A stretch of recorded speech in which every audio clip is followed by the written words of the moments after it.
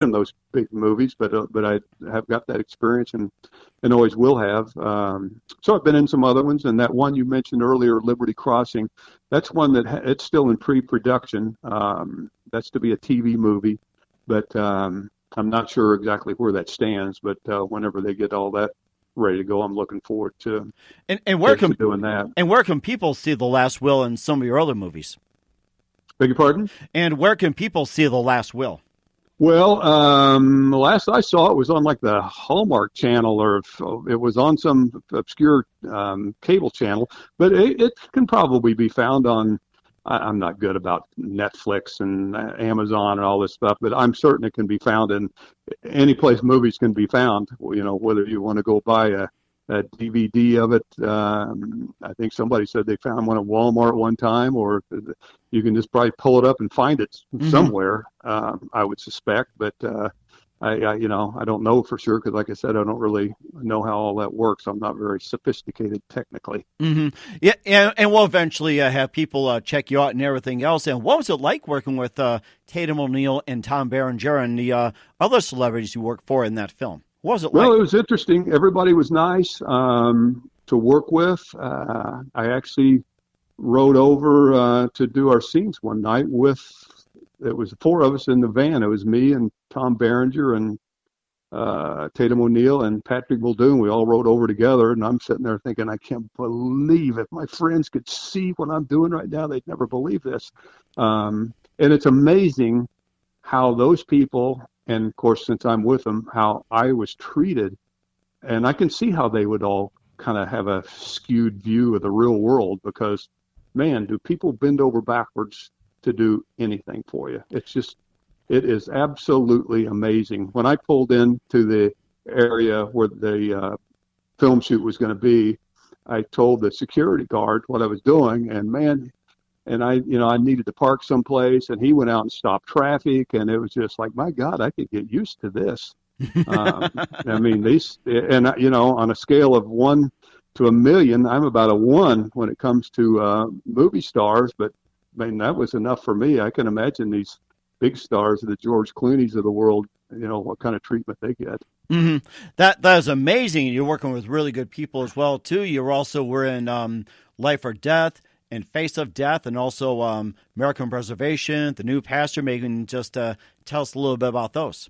Yeah, most of those were small independent films. The Pastor one was a pilot for a TV series, as was the American Preservation, but they never really got past the pilot that we filmed. But it's still fun to do, and it's a good experience. And the other ones I played, there was like about 3 of them there, Life or Death. I think those words are in 2 or 3 of the same ones, but I can't remember the names exactly. But I was an FBI agent in them. It seemed like I'm always cast as an FBI agent or a cop, one of the two. But I played the same FBI agent. It was kind of a several sequels of that particular movie.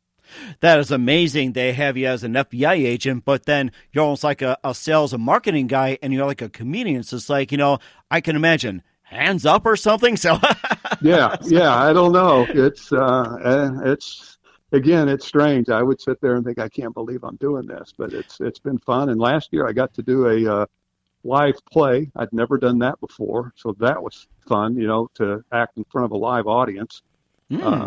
And that was probably the most fun I did all last year, was doing that one particular thing because I'd never done it before. That was a lot of fun. That is amazing. You seem to have this magic touch where it's like you've never been in something, you jump in, you do it. I mean, what's next? Just going on the PGA circuit, maybe playing baseball or getting on a football field or basketball court for an NBA team or something. It's like it sounds like you're really inspiring a lot of people, and makes me want to do the same thing with a lot of them. It's like, this is great, I'll tell you. Well, it does just show you if you want to do it, there's really nothing that should keep you from doing it. I'm living proof of it because I've done some really fun, amazing stuff, and all I did was just out of dumbness stumbled into to all of it. It just shows that anybody can do it. Although a lot of people, when I tell them how much golf I play, they say, "Man, because talent can only take you so far. Then luck can only take you so far. Then talent has to take over at some point in time, because people will say, 'Man, you play golf every day. You must be a scratch golfer.'" I said, "No, it doesn't work that way." I said, "I could go to the batting cage every day too, but I couldn't play for the Yankees." So that's true. At some point in time, your talent is like, no, that's about as far as that's going to take you. Or hitting a ceiling too. You're right, and also you kind of took in your dad's footsteps, being in radio as well too, and do a little work for your Kansas City radio station, KCMO, and also appeared in a few commercials. And you're also on the history of the Ozarks and all that. So you can just tell us a little bit about that. Yeah, that was a documentary, and I was one of the storyteller voices on that. But it was a documentary about, how life in the Ozarks and how things were done years ago. And I think, I can't remember the character I was, but I was one of the storytellers in it. And so I would tell about how you would, catch and go fishing with crawdads, but it would be kind of an interesting, written story that wasn't necessarily funny, but it was interesting and told like you were reading a book or something. Mm-hmm. But I was one of the storytellers in that, so that was an interesting experience too. But yeah, I've done some voiceovers done some commercials on the radio and television as well, and that just came from that agent. After doing that one movie, I got an agent, and some other stuff would fall in line. It's like, man, that's amazing. That is amazing as well too. And of course, just getting back to comedy as well too. And what were some of the famous venues that you've been in for comedy as well too? You travel like all over the place. So what are some of the venues like? What's the ones you really enjoyed, and what are the some that are challenging? Well, all of them are fun, because most comedy clubs are set up nice, and the crowds are good, because they, as opposed to performing at a one night or someplace, whether it be a bar or nightclub or wherever, comedy clubs, people know they're going there and they're paying money to laugh. So they know what they're supposed to do, mm-hmm. and they want to laugh and they want to be entertained. So they're all nice places to work. Some are probably run better than others, but they're all nice clubs. But some of the fun ones, the Improvs are always fun to work at. There's one here in Kansas City. I worked at the Improv in Denver before. And another fun club was, and most people probably wouldn't be aware of this, but there's a comedy club in Birmingham, Alabama called the Stardome. Stardome, interesting. Yeah, and it's possibly the largest comedy club in America. Really? It seats like 500 people. And most clubs are shows Wednesday through Sunday, some maybe Thursday through Saturday. This was Tuesday through Sunday. So 6 nights. And usually Friday, Saturday night, you do 2 shows. And this place was huge, and it was packed every single night. And it's wow. This big, giant, it's an old dinner theater. So the stage is down low, and all the tables tier up above you. So it was just like a big theater, and so that was really cool. And it's a well-known club. They've always got big names performing there, and most people, again, unless you're in tune with comedy clubs, you wouldn't be familiar with it. But every comedian in the country is fully aware of it, and I lucked into working there as well. So. That is amazing. The place called the Stardome, and when you said 500 people, for some reason, I was thinking about maybe like 5,000, but 500. That 500's a lot for a comedy club. That is, yes, and that's just amazing. I have to remember to go down there and perhaps catch you as well, too. And, of course, we've been talking about comedians and actors, TV shows, and everything like that. Who are some of your favorite comedians that you enjoyed growing up, some of your favorite actors, and what are some of your favorite TV shows growing up? Well, as far as comedians growing up, the ones that I'd watch on the Ed Sullivan Show would be like Alan King and Bob Newhart, and that generation of comedians was kind of who I grew up watching. That's about the time my dad was doing comedy, so I always enjoyed them. And probably one of my favorite comedians of all time is Sam Kinison, who's no longer with us, but he always cracked me up because he was crazy. I mean, you're probably familiar with him. Yes, that's right. And I remember he made himself famous in Major League singing Wild Thing. And I think the time around it came out, and I think, sadly, if I'm right, I think it was in 1989 on New Year's Eve. I don't know if it was before or after the show in Peoria. He got killed in a car crash, and that made huge news. And I had plans going out there, and I said, that was sad. Yeah, that's exactly right. And actually, he's buried in Tulsa, Oklahoma. And I've worked a club down there fairly regular called the Looney Bin in Tulsa. And so myself and the other comedians I was working with that week, we went down and saw his grave and took pictures of it and that sort of thing. So that was an interesting little day trip. But so anyway, I always liked him just because he was so unique. And there's some geniuses out there like Steve Martin. I consider him a comedic genius. Albert Brooks, to me, is a comedic genius. And just because they're a little bit different than the standard, stand-up mold. They kind of pave their own way, doing a little bit differently.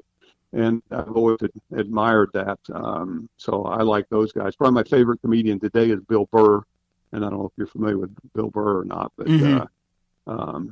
he's one that I would go out of my way to watch. And it's amazing working the comedy club circuits around the country. The number of just really talented comedians is amazing. I mean, everybody I've worked with has just been, man, that guy is fantastic or she's fantastic. So it's amazing the number of unknown comedians out there that just maybe, haven't caught their break to be on the Tonight Show or something. But man, they're everybody's qualified as ones you see on TV regularly. And most of them have probably been on TV at some point in time, but there's a lot of really, really talented people out there, and I've been fortunate to work with a lot of them. That sounds amazing too. It sounds like it's more of a more supporting, type of comedians they have and people working with instead of the old days of the cutthroat as well too. So this is like a different generation of comedians, and it sounds like this is more encouraging. It's more encouraging to get people into stand-up comedy. I found it to be that way because when I was new, I really got a lot of help, obviously, from the owner of the club, but from other comedians were always nice. And if I'd get off on stage and they would pull me aside and go, you might try this in that joke, or, they were really helpful knowing that I was new. And I've always tried to do that with other younger comedians now. Anything I can do to help anybody, I'd love to do it. Number one, because I love talking about comedy. And number two, a lot of people help me. So I'm just kind of like to pass it forward. I'm sure there's some cutthroat people out there, but I've been lucky to avoid most of them over the years. That is amazing too, and it sounds like you're a great guy to go check out. We'll find out where you'll be playing next and what's upcoming, and what are some of your favorite TV shows growing up? Oh man, always like sitcoms. Matter of fact, I don't think TV is very good these days, so I watch a lot of the old sitcoms I grew up watching. I still watch them regularly, whether it be on YouTube or some obscure cable channel that carries them. But I've always liked the Andy Griffith Show and Dick Van Dyke Show and WKRP in Cincinnati. Just a lot of funny classic sitcoms that when I watch sitcoms these days, I don't think they're that funny. I think they're kind of dumbed down for the masses, and I don't think they're as clever and as innovative as they used to be. So I still watch a lot of those that I grew up watching. Mm-hmm. And I can relate as well, too. They're better written and better quality and everything else. And, of course, we have a few minutes here. We know you're a very busy guy, but just a couple of things right here. What do you consider your most favorite project you worked on? What is the most challenging? And what do you consider your most memorable moment, especially on stage? Probably my favorite project I worked on had to be that movie, Last Will, with the movie stars, just because that was just an amazing experience. It would have been fun just to sit and watch how they make movies, much less to think I was part of it. So that was really, really an interesting experience, and so that was a once in a lifetime thing there, as far as I'm concerned. Mm-hmm. And then what was the other thing besides the most challenging projects you've been in? Oh, most challenging. gosh, probably just the acting is challenging because you have to memorize. In that particular case, I only had five lines to memorize, but in some of the other ones where I had bigger parts,